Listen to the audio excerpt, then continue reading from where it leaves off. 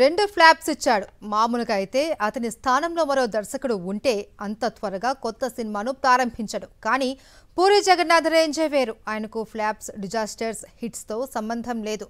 పూరి కథ చెబుతాడు, డేట్స్ అడుగుతాడు, స్టార్స్ ఇచ్చేస్తారు. అందుకే ప్రస్తుతం 3 చిత్రాలతో డాషింగ్ డైరెక్టర్ బిజీ అయ్యాడట. లాస్ట్ ఇయర్ ఆగస్టులో సరిగ్గా ఇదే సమయంలో డబుల్ స్మార్ట్ రిలీజ్ అయింది. భారీ అంచనాల మధ్య విడుదలైన ఇస్మార్ట్ శంకర్ సీక్వెల్ పెద్దగా అలరించలేకపోయింది. పైగా అంతకుముందు పూరి తీసిన లైగర్ కూడా సేమ్ రిజల్ట్ అందుకుంది. ఇలాంటి సిచ్యువేషన్స్ లో మరో డైరెక్టర్ అయితే వెనక్కి తగ్గుతాడు.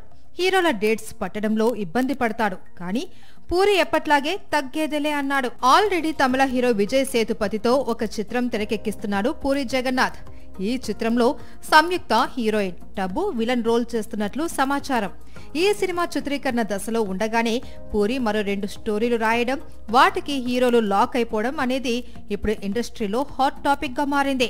తమిళ హీరో సూర్య కోసం పూరి ఒక కథను రాయగా ఆయన డేట్స్ లాక్ చేసినట్లు సమాచారం. ఇక కింగ్ నాగార్జున కోసం కూడా పూరి ఒక స్టోరీని లాక్ చేసినట్లు ప్రచారం సాగుతుంది. బ్యాక్ టు బ్యాక్ ఫ్లాప్స్ ఇచ్చినా కూడా బ్యాక్ టు బ్యాక్ మూవీస్ తో దూకుడు మీద ఉన్నాడు పూరి.